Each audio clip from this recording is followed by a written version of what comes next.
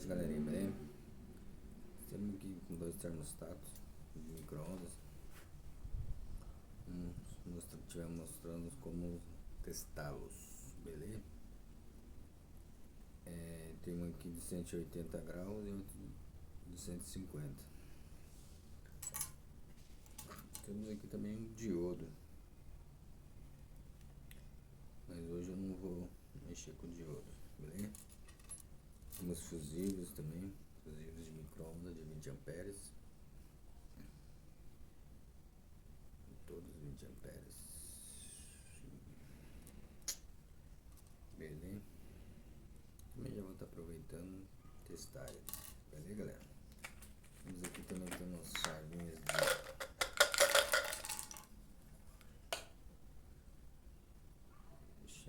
por famosa tic-tac.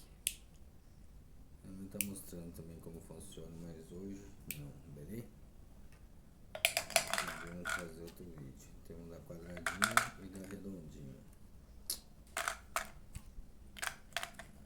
Beleza, galera? Então vamos lá.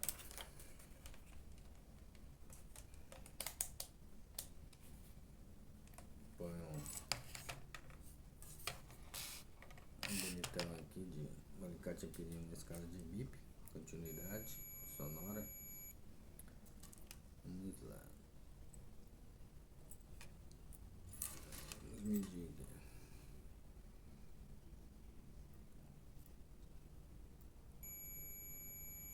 Perfeito. Zerou. Outro aqui.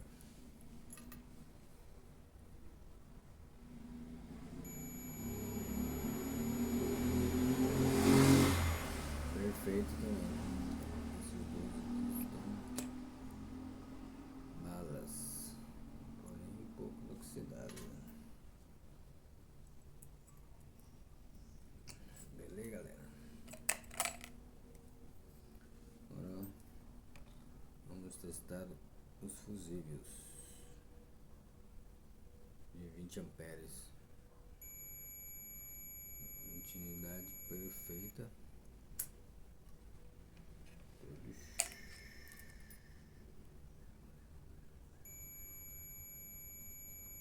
Ok.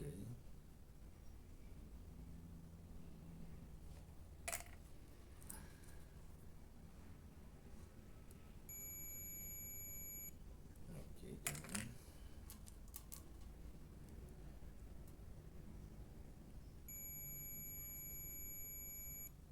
Ok também. Beleza, galera? Isso aqui é uma chavinha de maquininha uau.